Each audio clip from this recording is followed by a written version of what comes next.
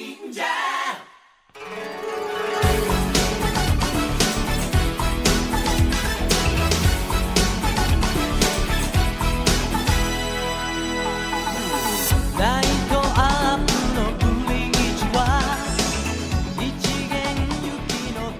to the Super Sentai Brothers. This is episode 15 of A View to a Kakuranger, the internet's best and only podcast dedicated to Ninja Sentai Kakuranger. Every week we watch an episode of the show, we share our thoughts with you, the listeners. My name is Matt J. With me as always is my co-host and brother Dave. Dave, how you doing today? Not bad. Good to hear, good to hear. No, I'm stuck because I am pretty chilled out, but I have a bunch of family coming to visit starting tomorrow, so there's still stuff to do. So like I feel pretty chill, but I also do have a bunch of things also to do. Right, because today all of our family is coming into town, or the last of our immediate family is coming to town. Then tomorrow, your wife's family is all coming into town. That is correct. So it's gonna be a busy week for you, bud. Yeah, sure is.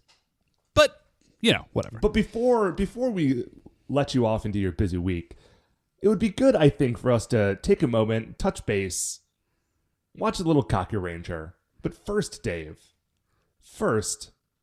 Oh, by the way, today's episode title, episode 15, is Argh! Awesome Guys! But before we watch that, Dave, Shining in the Heavens, there are 5 stars. What is our first star of the week? So, first star of the week, Matt, is that Cleveland finally, we knew it was coming, but we finally did get hammered with some winter snow, as did, the whole Midwest northern region. There was just a bunch of snow. Oh, yeah, dude. It was wild. Dude, I-90.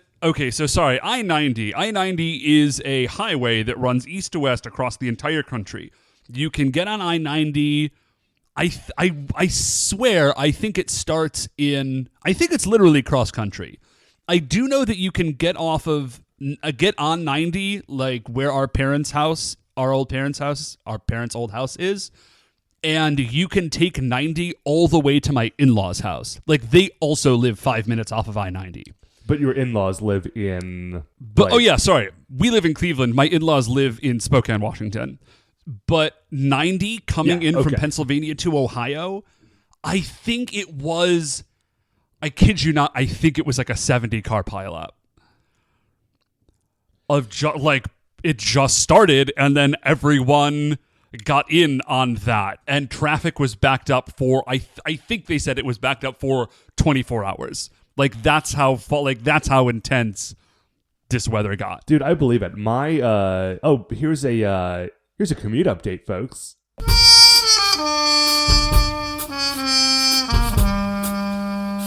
Commute update.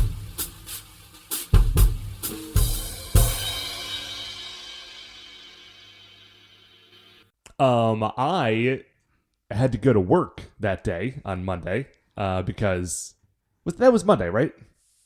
That pileup, that giant thing was Monday. Thursday was when it got really bad in Cleveland. Okay, right. Sorry, my whole week has been weirdly compressed. Yes. So on Thursday, when I had to go into work through the snow, normally commute. I bet that was real lame. Let me guess. You did not have to go to work at all because you're a big jerk. I did not have to go to work at all because it was a snow day. I do not get snow days, but. Well, I mean, I have those days. Those days are not wiped off of my calendar. But instead of not going to work at all, I had to go to work, and it took me from the time I walked out my front door to the time I walked into the office was 2 hours. Holy dude. What? That's normally a 25 half an hour commute, right? Yeah, 25 to half hour. I'll tell you, the first half hour was just excavating my car because I have street parking at my apartment, which I may have mentioned before. Yeah. So that means that it's not I don't have to shovel my driveway, but when it gets bad, I have to shovel the road enough for me to be able to pull away from the curb. Oh yeah, dude, and been there. It took legitimately half an hour just to get my car on the road. And then I had to sort of like take a detour into work because the way I normally take has this big hill, and I just did not feel like dealing with that hill. So I took this long detour that normally adds like maybe 10 minutes to my trip, and I think actually did save me time ultimately, but there were just like cars that had gotten into accidents or just were stuck in the road and just could not get up like gentle inclines. And I think a few of them had like blown out tires, like spinning their wheels so much. So there was just one intersection, and I sat at that intersection for 45 minutes. Dude, I don't understand. Like, I don't know why this is a thing. Because in Cleveland gets snow every year. Like, just every year we get snow. And the first time it snows, for some reason, everybody that lives here forgets how to drive in snow. Well, okay, that is true. But to be fair, like, you were not out that morning. It was awful. Like, I don't know to what extent the plows had gotten out, but like, there was no, like, I'm a pretty good driver. There is no way to drive well in that much snow. Well, that's what I was going to say, is that I think, like, it was even worse because we were compounding the fact that it was legitimately super nasty with the fact that it's really the first snow we've had. Like, there was nothing, storm. And plus, I'm on the west side, and the west side normally does not get as much snow as the east side. Yeah, it doesn't. But this time, that was not the case, and so we got really blindsided. Yeah, so we had a snow day on Thursday, so I stayed home all day, which was great. But the thing is, and this will actually sort of lead us into our second star, is that I'm on Christmas break, which is I have 2 weeks off, and it's so good, and it's so good. But Dave, tell me, what are you doing with your second star? I'm sorry, not your second star. What are you doing with your Christmas break? Well, I'm just, we're hanging out. I've got a bunch of people coming over, and I'm working on some projects, and I've got some things to do, and we're chilling out, and I don't know, we're just going to be on break. It's awesome. But the thing is that, okay, so here's why. Here's the deal with breaks, with like teacher breaks. The teacher breaks, like, yes, it's very nice for me, but I am an adult professional. I'm capable of working all year. Like, that's fine with me. Mm-hmm. But I think what people forget is that adults forget this because we like block this out, right? Is that being in school is very difficult. Like, it's a hard thing to be in school all the time. Like, just briefly, imagine this, Matt. Imagine that you start a new job, right? Uh-huh. So you have started a new job. You are what's your job title again? You're an account specialist, right? Yes. So you're an account specialist. And as soon as, like, you start to learn how to do account specialization or whatever it is specifically that you do. Sure. Let's just go with that. And as soon as you learn, like, the barest mastery of the thing of like the first step, you are immediately pushed to the next thing. And that never stops for 12 years. So for like just 12 years straight, you are never allowed to just like rest and get good at a thing. You are constantly being pressed to learn the next thing. That is true. That is very true. Yeah, it's exhausting. So by like the time we get to the breaks, like, I am an adult. Like, I'm fine. I know how to do my job. But the kids are just so destroyed. They're just like, we just can't do anything. And then, of course, my life is miserable because, like, I'm trying to get them to do stuff. But so I'm on break, which is fantastic. But the snow day that we had was a Thursday, and then Friday was the last day of school before winter break. Oh my gosh. And so it was literally like why did they even bother having you come back in? There was nobody did anything. And it was just like everybody knew, because normally the day before break is like nobody does anything anyways, except there's always like one teacher, and they're usually a math teacher. Like, this is not like English math antipathy, like, it just tends to be math teachers. They're like, there will be a test the day before break. Like, I don't know why. But normally you only have the last day before break. Like, the only reason you bother to have it is because, like, one of the days has to be the last day before break. Right. You can't just take that whole week off, because if you did, like, the day before that would be the last day before Friday. break. Right. And so, like, everybody knows that day is just like a wash. But they had the day before it off. And so I genuinely expected, like, no kids to be there. And actually, most of them showed up, which I was pretty impressed. But yeah, it was just... We showed up and we just, like, even in my advanced placement classes, we just, like, we played vocabulary games because I was like, guys, it's the day before break. Well, let's play, like, Greek Root Jeopardy. It'll be fun.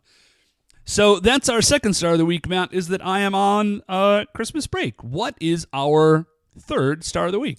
Speaking of games, Dave, reindeer games. No, not reindeer games. Neither the bit from the song nor the truly monumentally awful Ben Affleck movie. I never saw that movie. I heard it was real bad. I watched it in college with producer Mark and another friend of ours, Eric, my old roommate. It was...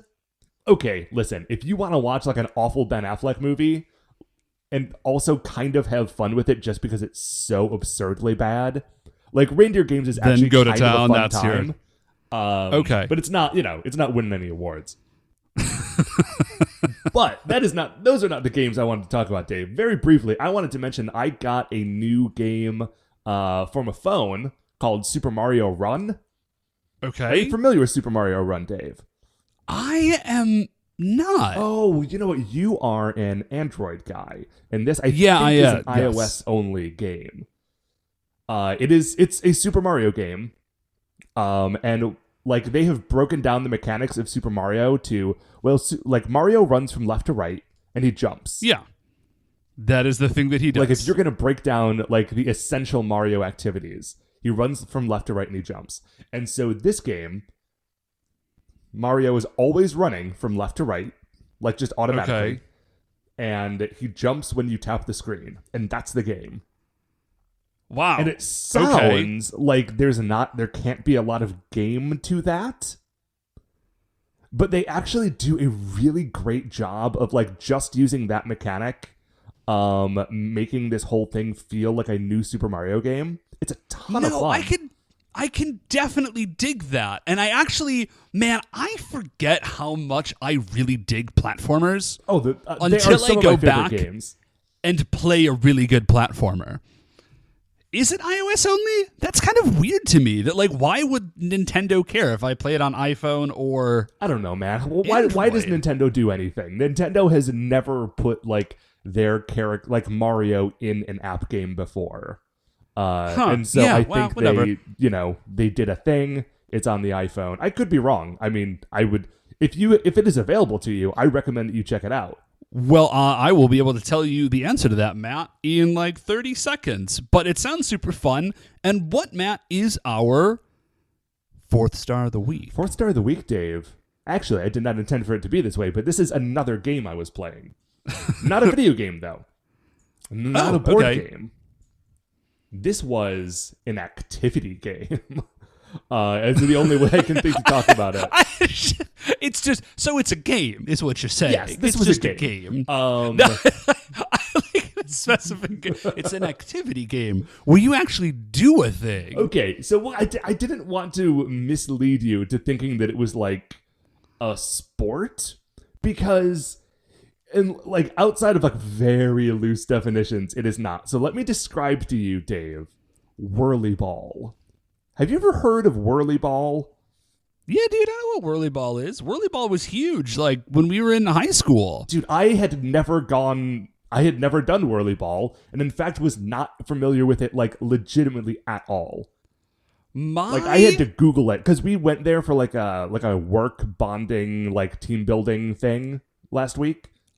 Nice. Like we did, it was Whirly Ball and laser tag in this place. And we were doing both. And I was like, well, I know what laser tag is. What the goodness gracious is Whirly Ball? And so I Googled this thing.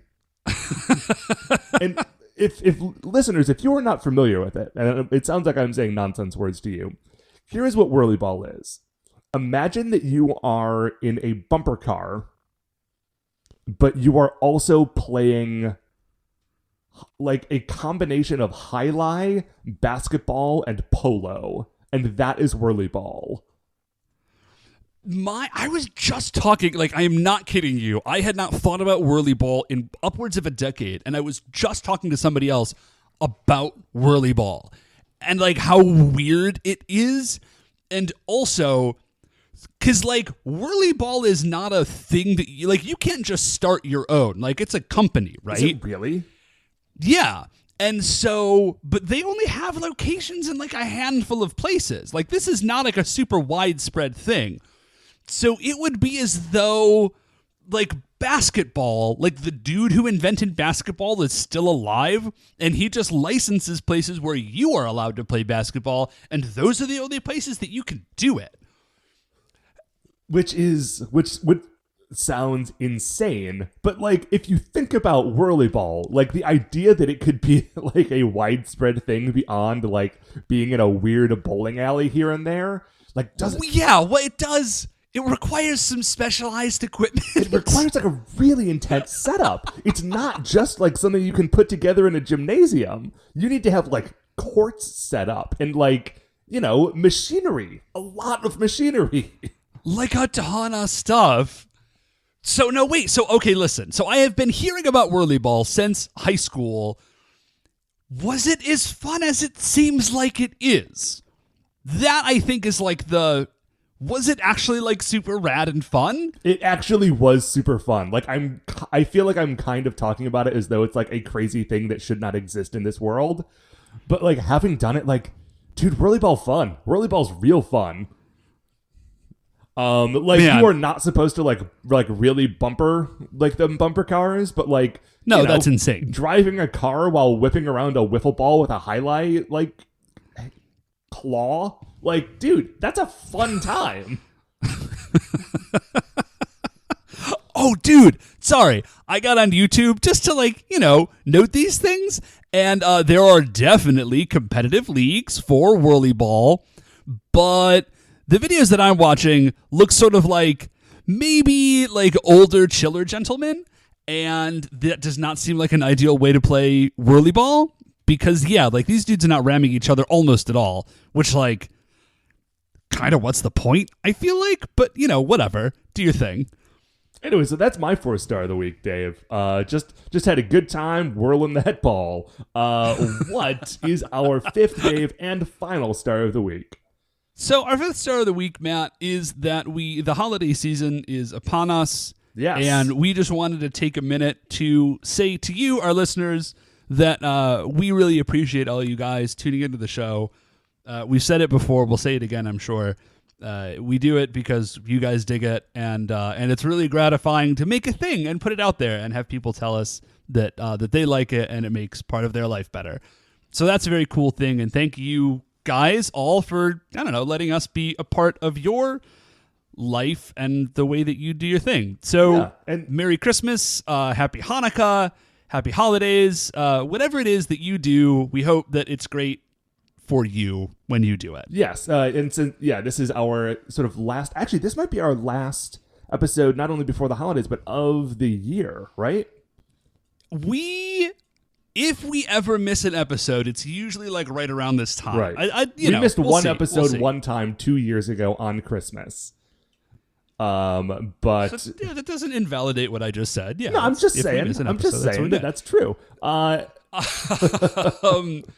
but yeah. next episode, you could look forward to us unveiling 2017 slogan. Yeah. 2015, up your game. 2016, up your game. 2017, just wait and see, folks. Just wait and see. You're going to like it, though. We think. And with that, we're going to take a break. We're going to watch episode 15. Awesome guys. And we will be right back. Ninja. Okay, welcome back. So, we have just finished watching episode 15. Awesome guys. Dudes, this episode is great. This is a weird, good episode. Mostly great.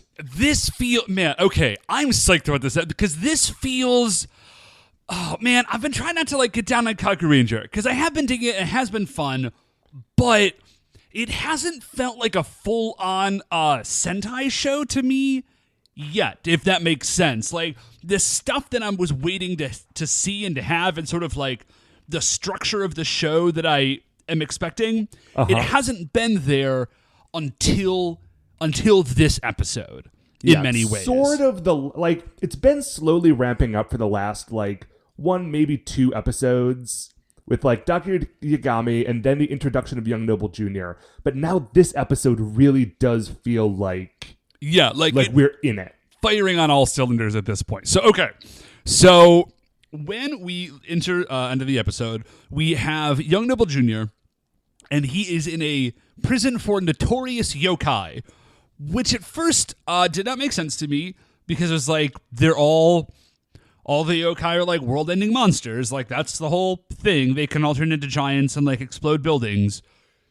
We find out that these yokai are in yokai prison not for being like horrible monsters. They're like yokai monsters. They're like they're meta monsters. Like, they're in yokai jail for killing other yokai. Right. So the guys that we meet this week, first of all, we're walking around. It's like this dank, like misty dungeon, right? Yeah, like this prison, like looks prison real cells cool. Built into a cave, sort of thing. Yes. And there's a guy, it's like lit with torches, and there's a guy down there with like jangly keys, and he's like, "Oh, are you sure you want to let them out?" And he's got giant ears for reasons that I'm sure make sense if I knew more about yokai. Yeah, sure, maybe. That guy's costume did not look super well put together. I feel like they just needed a thing, and they said like, what do we got? What do we got? Giant ears, little fur, weird hat, bam, done. Going out for coffee. Let's roll. So it's the jailer and Young Noble Jr., and they're walking around, and the jailer says, "Dude, these guys that you want to let out, they got real drunk," because that's the thing. They got real drunk, and they killed like 100 other dudes. 100 yokai. Another yokai, yeah. Like, that's a lot. That's a lot of dudes to kill on like one drunken rampage. Dude, these guys are tough stuff. Like, they do not mess it. Yeah. So we get a really, really cool shot, because so Young Noble Jr., he walks into the cell, and he's got a torch, and these dudes, they're brothers. We find out later they're called the Shutendoji brothers. They are like chained and bound and literally gagged to like the back of the wall. And you can't see them at first. They're like hidden in shadow. And Young Noble Jr. has a torch, and he's sort of like, "I will let you out if and only if you swear to defeat the Kakurangers for me. Can you do that?" Or like, he says, "I know you can do it, but will you do it?" And they sort of like grunt their assent, I guess. Oh, yeah. So he's going to let them out. By the way, just a quick aside, this is the first and not the last place in my notes where instead of writing YNJ for Young Noble Jr., I've written in Y2J, like Chris Jericho. And I just anticipate that happening for like the next 40 episodes. So we see, I guess these dudes agree. And the next thing we see is Young Noble Jr. on a giant, like, marble staircase with that columns up and down the sides. Does not appear, by the way, to be leading to anywhere, or like, this just appears to be a giant marble staircase to heaven, I guess. It's leading up to like an ill-defined misty platform. And Young Noble Jr. is rocking out as hard as possible. And like, he is going nuts. It's amazing. There's a thunderstorm, and it seems as though like he is creating this evil thunderstorm with his guitar solos. And dude, also, Young Noble Jr., like, I want him in every Sentai series. I love this man. And so but now they figured out his sweet riffs, and he is playing really cool. Like, the actor obviously is still not playing, and it does bum me out that he has what is like really super obviously a prop guitar. Like, they did not put a whole lot of effort into making his guitar look cool, which is like, guys, come on. It looks cool. The design of it is cool. Oh, I see what you're saying. Like, if they had made it better, like the shape and colors and stuff are neat. Like, they just did kind of a crummy job making the thing. Yeah. Although, listen, So- I mean, sometimes he has to be able to like hit people in the head with it, so I get it. But yes, it would be nice if the strings were not just like very clearly like loose elastic. Okay, yeah. Listen, man, here's all I'm saying. There's a lot of effort. There's a lot of effort that goes into a lot of costumes on this show.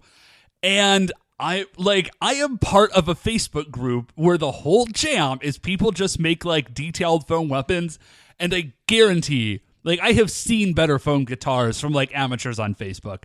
I'm just like, everything else about this dude is so on point. His hair, his makeup, his like crazy leather skull pauldrons, and then he's got this guitar, and it's just not that cool.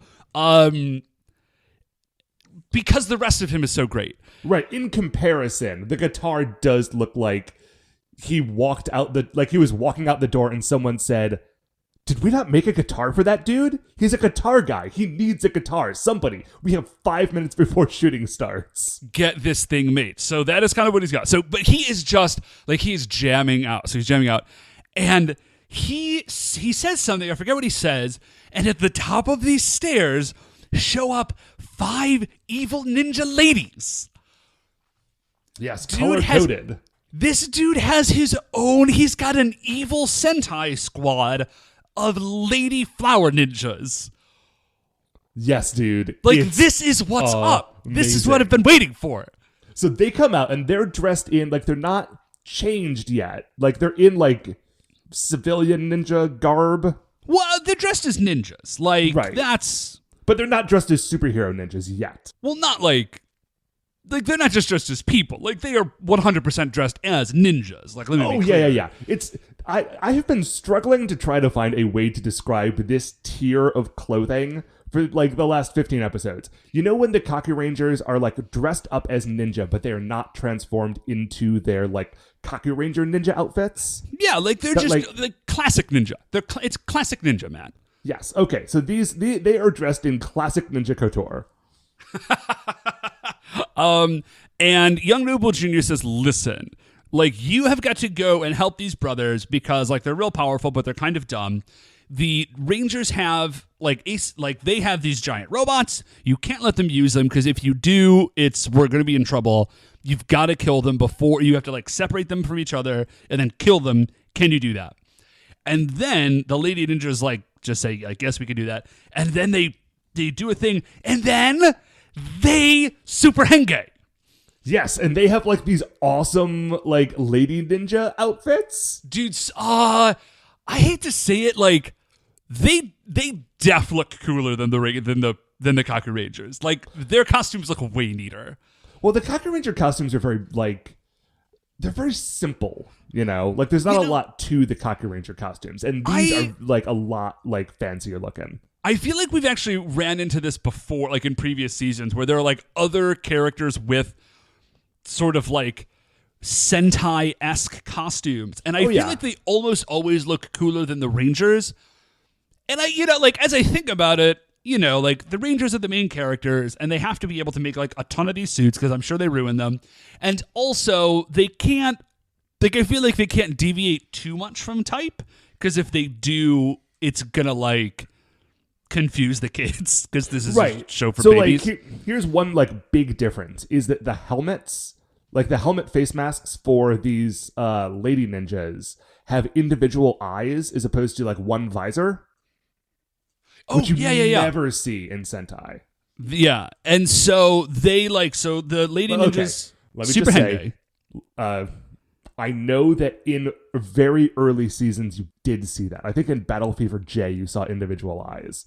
But it is not the standard like look like it's for not the main Sentai team. Okay, so those lady ninjas, and we will just say they tell us their name like way later on, and they are the Flower Kunoichi Gumi. And Kunoichi, if I recall from like some anime, like means like lady ninja. Okay. I'm not sure about that, but they are the Flower Kunoichi Gumi. And so they like teleport away, and then we flip over to the narrator. Just does some more sick guitar riffs, and then that scene ends. Yes. So the narrator explains to us. I feel really bad because like I love this dude. I can never remember his name, But the narrator, he explains that the yokai for this week, the Shutendoji, right? Shutendoji, yeah. Yeah. The Shutendoji, here's their jam. Those dudes love getting drunk, and they love to get drunk in the woods and eat human livers. Like that is their picnic, I guess. And hey man, listen, everybody's got their own sort of delicacies. These dudes love eating human livers. I like to think that they consuming those livers like provides them a temporary buffer against the alcohol they are drinking. So like they can like it's like super drunky powers. Yeah, exactly. Like that is like there to continue to fuel their super drunky powers. Yeah, dude. Sure. Yeah, absolutely. Why not? It makes as much sense as anything else. As literally anything else. So we cut to our heroes, and they are in Nekomaru, and they're driving around. They're like, man, we haven't seen any yokai in a while. Like, what's going on? And so they're on some like country roads because this doesn't come up like a whole lot, but Nekomaru, like he's a truck, obviously, but this is definitely not like a stationary thing. Like they go from town to town selling crepes. Yeah. Which, I don't know if we've talked about it, but is it as weird to anybody else as it is to me that it's very specifically a crepe truck? I mean, okay, listen. It is very weird and like oddly specific. I'll get down on a crepe Suzette. Like, don't get me wrong. I'm a beef with crepes. Oh, dude, I love a crepe. You know me. But like, I feel like I don't have like a proper gauge for what is and is not weird anymore. Like, dude, 2 seasons ago, we would have had a whole episode about how weird it was that they like are selling crepes out of a cat truck, and now it's just something that we kind of mention in passing when it's relevant to the story. There's just you just become saturated with it eventually. So they're driving along in these roads, and they're like, yeah, we haven't seen any yokai in a while. And Sasuke says, yokai must just be really scared of us. And then they all laugh because they're having a wonderful day that nothing could ever come along and ruin. Yeah. So the lady ninjas, the Kunoichigumi, are there, and they, since I guess whoever is driving is like not paying close enough attention to notice like a giant pink glow and the sign that's like 200 feet ahead of them changing. That happened. So the Kunoichigumi do like ninja telekinesis and like flip the sign. So whoever's driving just goes right where they should have gone left. Which is a crazy, like, waste of ninja powers when she could have literally walked up and turned it with her hands. Yeah, so...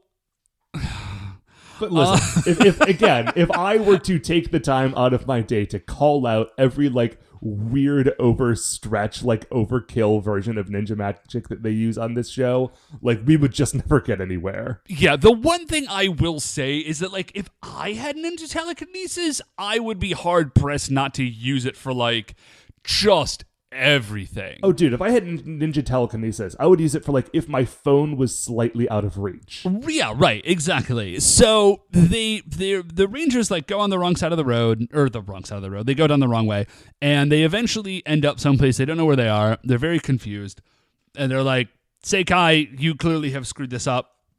What happened? He said, no, I followed the signs. Like, I'm not sure where we are, but wherever we were going, we should be there. And they're like, this forest is super creepy. We don't know where we are. And Tsuruhime, I think, says, well, we should turn back because we have to make it to town by nightfall because I don't know why. I guess they just have to. So this is amazing. So the lady ninjas are there. And they're sort of like up in the woods, like behind the tree line, and the Kakurangers can't see them. And they all do like some crazy ninja magic to summon what appears at first to just be like a cloud to like obstruct their vision. And I thought, oh, they're just like summoning a mist and then they're getting lost in the mist and that's what's going to happen. Yes. And that sort of thing does happen later. But what this is, okay, they summon this mist. Nekomaru goes crazy, starts driving away on its own, like up the hill. And they start trying to chase after it. Tsuruhime, like, sniffs the air and sort of like licks like some that had like settled on her hand and says, oh, this is catnip.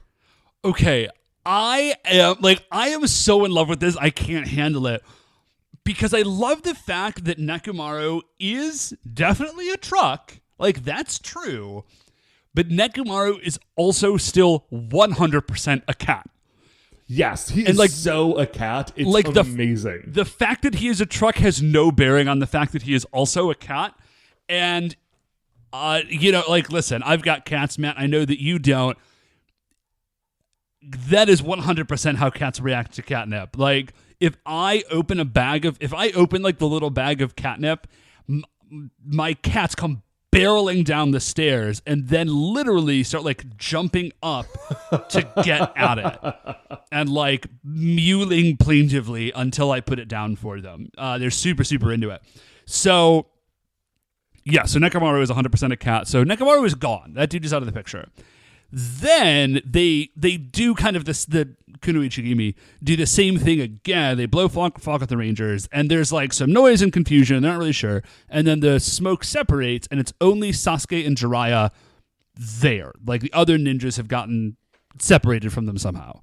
Right. Like they've been like teleported through the fog to a different part of this forest. Yeah. So they hop on their Doron chargers. Is it chargers? Changers? I feel like I should know this. Changers. They hop on their Doron changers, which are like also walkie-talkies, but also for some reason do not have like a remote, like a tracking function, which I am almost certain that they have had in the past. Yeah, they had like a tracking function, I think, in the episode where Saizo gets stuck in the maze. Yeah, like they can follow the... Anyways, this is going to become relevant because they're trying to find each other and they're like, where are you? I don't know, man. It's a magic forest full of magic mist. I am willing to accept that is enough to throw off their like tracking capabilities. But the Doron, they're also magic. So listen, Sasuke... Dude, don't push it too hard. Hops on the Doron changer and he's like, Seikai, where are you guys? Seikai's like, I don't know, we're in the forest. Like, how would I possibly know that? We're lost in the forest. That's where we are. It is trees. Does that help you find me? We're surrounded by trees. And so both halves of this team are not like wandering around the forest. They are both running through the forest full tilt trying to find each other, which is a problem because the Lady Ninjas have set a lot of traps. Just so many traps.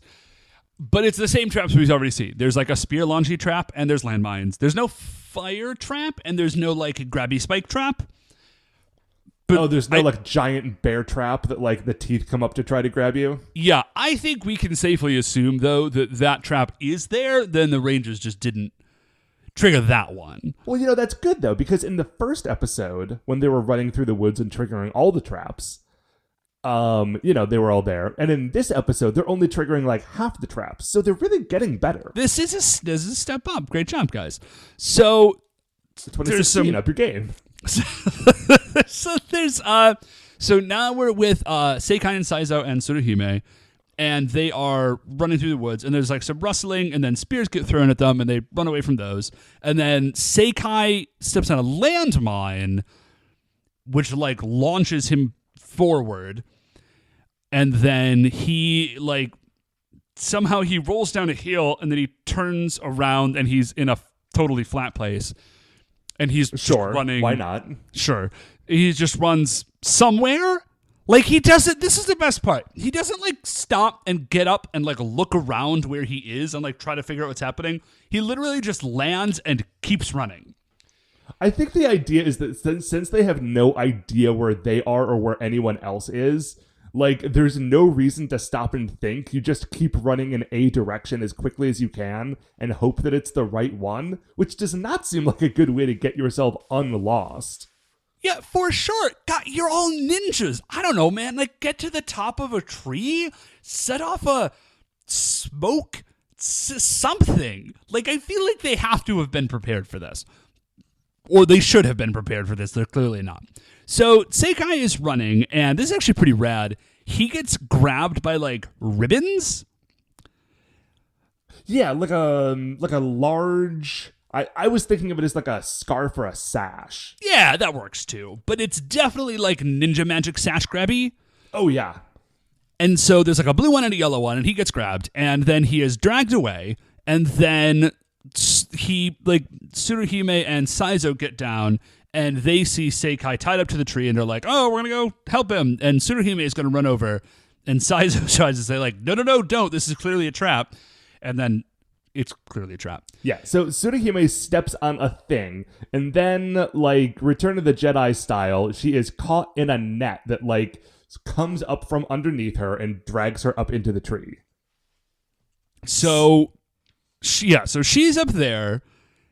Turns out, wasn't Seikai at all. It was a lady ninja, and so she shimmery shapeshifts into a lady ninja, and then she shimmery shapeshifts away. She just teleports away. Yeah, does sort of make me wonder. Dude, these lady ninjas know what is up. Like, okay, they have prepared for this event. They are. I'm just gonna say they seem to be way better ninjas than the Rangers. Yeah, well, I feel like the Kakurangers have to diversify their training, right? Like, half of their training goes into cool ninja stuff, and half of it goes into piloting giant robots. And so far, and I could be wrong about this, we haven't seen any in this episode, but so far, these lady ninjas do not have giant robots to pilot, and so they just double down on their ninja stuff. Now, if in a later episode we see giant robots, I will just have to contend with the fact that they're just much better at their jobs than the Kakurangers are. Dude, speaking of like crazy lady ninjas with superpowers, we won't talk about it real long, but we should maybe at some point this year, we should do a special episode where we watch Shinobi Heart Under Blade. I do not know what that is. Oh, you holy crap, you've never seen this movie? It's a live action ninja anime. It's amazing. Okay. Yes. Sorry, we'll stop talking about it, but you and I will talk about this later when it's doesn't have to be recorded. But yeah, you'll thank me later. Anyways, so these lady ninjas. Sorry, man, I'm just thinking about this movie now. It's so good. Sorry. These lady ninjas are super well prepared. They have like traps and tricks, and they are like teleporting and shapeshifting. They're rad. Now, where on earth are we in my notes? That's my question. That's also a real good question. My notes got real hazy this week because just as I was sitting down to watch the episode, our mom and your wife came in because you guys are all coming over to my place later today, and they got here early, so we were all watching it together. And so I was trying to write my notes while also trying to explain to them what was happening. And trying to describe which one of them was Jiraiya because they heard someone speaking in English. I'm like, it's the guy with the vest. No, not that guy with the vest. It's the guy different with guy the with vest the and vest. the plaid shirt. No, it's a different plaid. It's 3 plaids. It's 3 plaids and a different vest. Okay. Well, since I was responsible for totally derailing us into this other movie, allow me to shoulder this burden. So it's Saizo. And it wasn't Seikai, it was Lady Ninja. So Tsuruhime is up in the springy rope trap, and Saizo sees her. This is amazing. So Saizo, literally not 30 seconds beforehand, had been like, no, Tsuruhime, don't run over there. It's very obviously a trap. And then when Tsuruhime is trapped, his first response is to run right over to her. Surprise, it's also a trap. It continues to be a trap. It was a multi-stage trap. So Saizo runs over, and he tries to jump straight up to the net where Tsuruhime is trapped. And, he is ninja. He can jump 30 feet in the air, no problem. Yeah. But as he is jumping through the air, another one of those ribbon sashes comes out and snatches him, grabs him in the leg, drags him back down. And then when he looks up, he sees that now it's not just the two of them there. And the lady ninjas aren't there. But instead, it is the Shutendoji brothers, and they introduce themselves as their younger and older selves, and are like, okay, now it is time for us to murder you. Yeah, so they fight and okay, so the brothers drop this thing where they say United Blade, that's their attack, and I thought it was going to be some rad merging thing where their two swords become one giant sword in the attack. United Blade is just one of them jumps off of the other's shoulder, and then the other one jumps over that one's. It's they hop or leapfrog. Yeah, leapfrog. It's a very deadly leapfrog. Yeah, it's sword frog. That's what it is. That's their super attack. Is they leapfrog with swords. It's dumb. It's kind of dumb, but the show definitely does put it over as this attack is unstoppable. Yeah. So it's it's Saizo versus these two brothers. They're fighting, and Tsuruhime is like yelling for help, and she goes to use her Doron changer, and she realizes that she has dropped it. It's like she's up in the net, she can't get down to where her Doron charger is. At this point, Saizo is Hengate at this point, right? Yeah. Yeah, this episode happens very quickly, and there's a lot to it, but it's also a lot of like fighting, which we can only say so much about. Yeah, so if it seems like we're jumping from thing to thing sort of quickly, that's why. Yeah. So the brothers are the Shuten Doji. So the Shuten Doji brothers are definitely winning. Like they are taking Saizo out, and Saizo is about to go down, and then he unleashes probably the coolest attack we've seen him use so far, and it is Water Tornado. And he does like a ninja hand move, and we just see like this giant, what we actually see is like a whirlpool over everything else. Okay, so just I like really briefly, there is like I love the attack, and I love that he does like a water tornado, and it's like superimposed water, and it like explodes them for some reason. Yeah, it's awesome. But there is a name. There's a name for water tornado, guys. Like this, it's a hurricane. Like that's just a thing. Dave, I mean, I hate to be like a actually meteorological dude here, but I think a water tornado is a water spout. A hurricane is a different thing, isn't it? Oh, a hurricane isn't just right. a fat tornado. No, you're right. No, well, a hurricane is like a tornado that's over water. Oh man, hoisted by my own petard. Sorry, man. I hate to do that to you, especially on our Christmas episode. Okay, well, noting that the actual thing is called a water spout. Yeah, you're right. Noting that the actual thing is called a water spout, I now reverse my opinion and say that they definitely should stick with water tornado. Because water tornado attack cool. is a way better name than like water spout attack. Right, because a water spout attack just sounds like sort of drippy. So he is like, this attack works, man. He takes the Shuten Doji brothers out, and he is about to finish them off. Like they're down. He's got two swords, and he's gonna like kill these dudes. We would assume he goes over, puts the swords to their throat, and says, "Like, are you ready to die?" Yeah, it's Saizo gets pretty hard in this moment, and as he is about to do this, one of the Kunoichigami calls over to him, and they're like, you shouldn't do that. Because they are standing by Tsuruhime and they have like knives at her. So they say, if you don't drop your swords, we're going to kill Tsuruhime. Specifically, they say, we're going to send her to hell. Oh, yeah. I have come to assume, I don't specify that anymore. I have come to assume that send someone to hell is just like kill them. Hey, listen, you're not wrong. That is a line that gets thrown around a lot in this show. Like I think we mentioned it very early on, like, whoa, that's real intense. Like, I'll send you to hell. But I have come to assume that just means like that's like an idiomatic way to say I'm going to kill you to an enemy.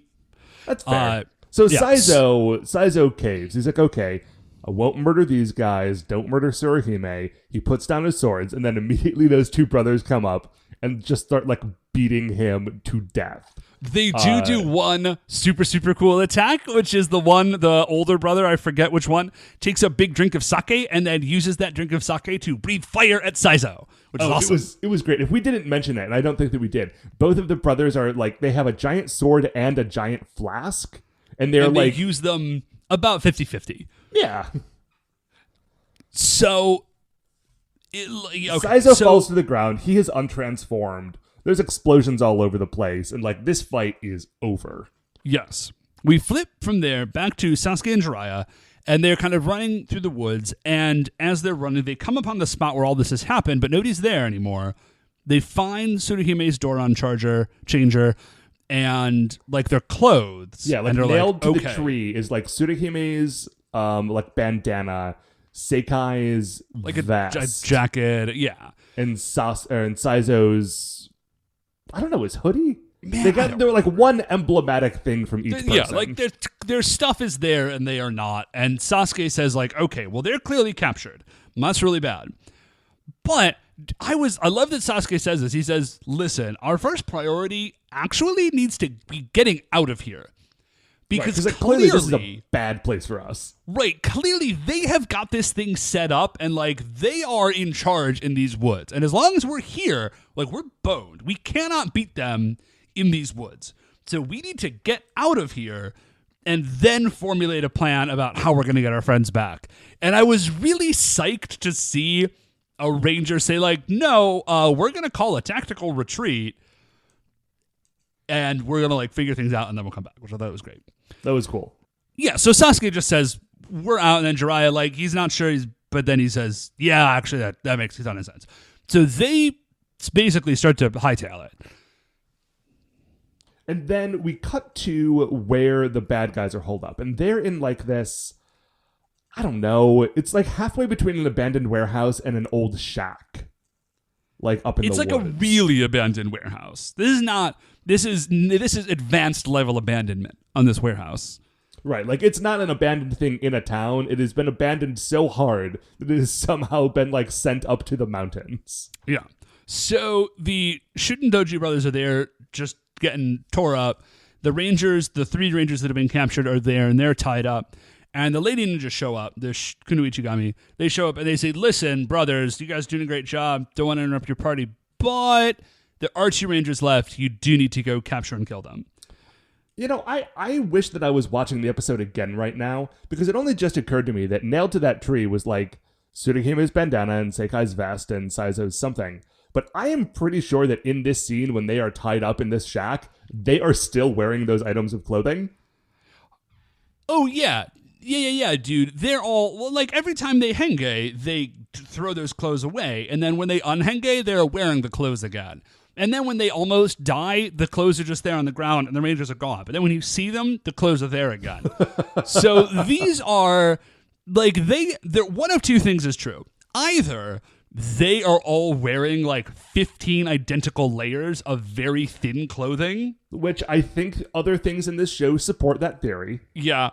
Or they just have some, like, ninja magic version of, like, the Venom symbiote where like they lose a piece of clothing and then they just like summon a new one. Just infinite plaid. Yeah, it just keeps on going. It's like a snake shedding its skin. You know what I mean? Like it's not a different skin underneath. That's why maybe Saizo is always wearing too many layers, because like that is not a technique that he has mastered very well, so he keeps making extra and just cannot figure out what to do with it. So Sasuke, so the Shutendoji brothers are like, yes, we'll go do with that. So we flip back to Sasuke and Jiraiya. They're running through the woods, and they, I think, get exploded, and then, but it's like a fake death technique, and they're totally fine. And then because they're being attacked by the lady ninjas, yes, who like shoot them from like out of nowhere with poison darts or something. Yes, and then the Kunoichigami arrive, and then they henge, and there's some harp music, which was weird, but whatever. Like, there's some harp music there, and then as they go into this fight, which is a very cool fight, there's like some cool jazz flute happening in the background. Yeah, it's kind of incongruous, but here's a great moment, and this is one of my favorite things that we ever see the Rangers do, is they're running through and they're like civvies, and they get attacked, and then like they disappear and the clothes are just there, but then when they jump back out of wherever they have been hiding, they are in like full ninja regalia. It's like great. I just love that. Like I love that moment. So now it's like a ninja fight. So it's the Rangers on one side and the Kunoichigami on the other side. And sorry, I was wrong before. They haven't henged yet. Nobody's henged. And there's just a ninja fight that's going on. There's a bunch of like jumping and flipping and like ninja stars and like jumping down from trees and jumping up on trees. Yeah, it's a pretty cool fight. I'm not going to do a good job of describing it, but if you have the DVDs for this and like, you know, are able to watch this one, this is a very fun episode with ninja fights. So the ninja fight goes on for a minute, and then the ladies henge, like the Kunoichigami henge, and then they do like their fog attack again. So they manage to separate the Rangers. So now Sasuke and Jiraiya have also been separated. Not by a whole lot, but like they are no longer like working together. And so Jiraiya then is attacked by the brothers, the Shutendoji. So the Shutendoji are attacking Jiraiya. They fight for like a minute. It's going really poorly for Jiraiya. Then Jiraiya's like, okay, this is going poorly. I'm just going to bust out my big attack. and he does like some ninja hand magic, and he just says, "Rock hell!" And rocks start like flying at the Shuten Doji brothers. And then the Shuten Doji brothers just stand there and say, "Reverse rock hell." And it's like the exact same effect, but just like in reverse, going back towards Jiraiya, and he gets clobbered with a bunch of rocks. Right, it's just like that's a real convenient attack to have like already memorized for the day. Well, here's what I was thinking, is that they got caught off guard by Water Tornado. And so they were like, okay, next time something like that happens, we need to be prepared. It's just, who bothers to memorize reverse? I mean, they do, obviously. But, like, who bothers to memorize reverse rock hell? Dave, I think that you are assuming that these guys are working on, like, a D&D wizard, like, magic rules. Well, and I did say memorize for the day, so pretty clearly I am, yes. I'm just saying, maybe these guys are not, like, according to Hoyle, like, third ed wizards. Okay, so rock held doesn't go well because it just gets reversed rock held. And then, so Jiraiya kind of goes down, all right? We flip over to Sasuke, and Sasuke is trying to get over by Jiraiya, but he can't because the Kunoichigami are kind of in between him and Jiraiya, and they are not letting him pass. Like, they're managing to kind of hold him at bay. Right. He transforms to try to, like, power up to be able to get through them, but it's still 5 against 1, and he's not able to get through. Yeah. So the Shuten Doji brothers, like, now it's their moment to strike. They hit Jiraiya with the United Blade Hopscotch attack. Leapfrog. I'm sorry. Hopscotch would be a very different attack. I did the same thing. So they hit Jiraiya. Jiraiya goes down, unhenges. Sasuke's still fighting.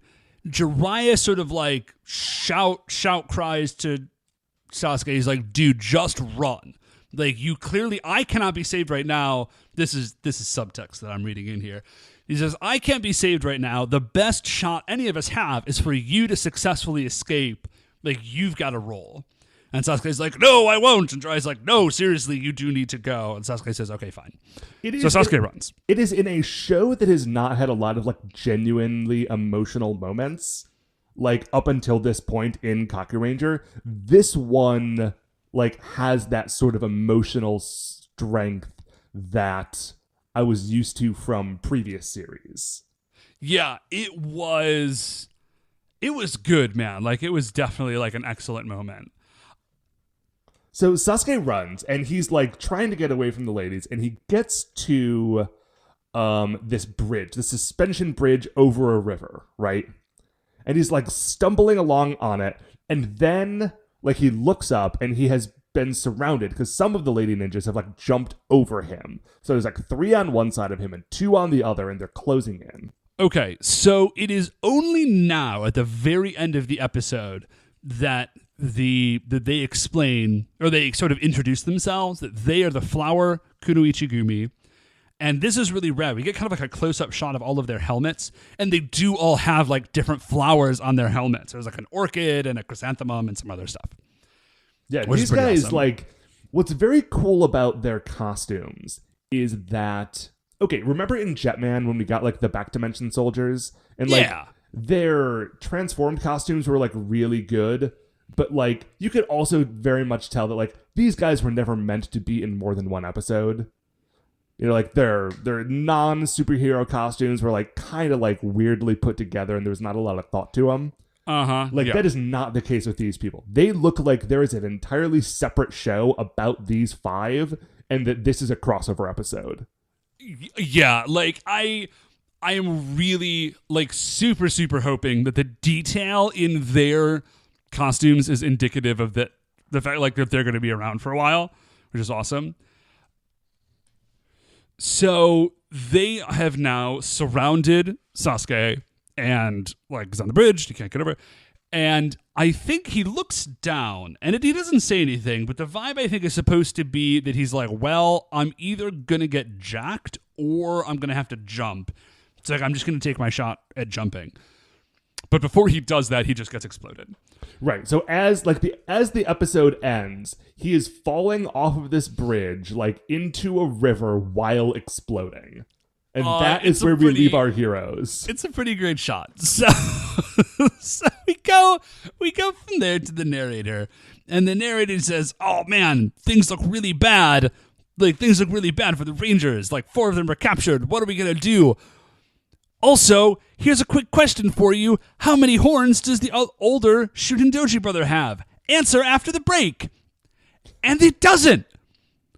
Okay, here's the thing. Because I was watching this, I was like, okay, well, I will watch all the way through the credits to see if it ever happens. Yes, that is what I did. Okay, and there was no thing after the break, but at some point, whoever was subtitling this episode was like, well, whatever thing happened after the break, we do not have access to, if there was anything at all. And so, they just worked it into, a sidebar in the subtitles to the end closing theme for the episode. Oh, I did not notice that. The answer That's really was funny. 2 horns. So yeah, man, cliffhanger episode. We don't know how this whole thing's going to end. I mean, we have a vague idea. Sure. We don't know how this is going to end. And I think Rangers are captured, blah, blah, blah. And I think this is the first cliffhanger episode we've had since the first episode of Kakuranger. I think you're right. But I think that's actually it for us this week, because there's no monsters dying, so nobody's going on the Creature Royale. Yeah. It feels sort of weird ending without an ending segment. But yeah, I know, it is strange now, but thank you, Kakuranger, for, I guess, letting us off early this week. I've got stuff to do today, so that's nice.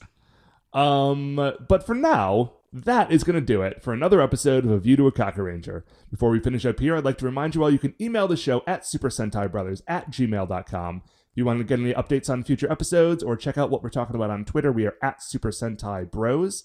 If you like the show, please remember, shining in the iTunes review section, there are 5 stars.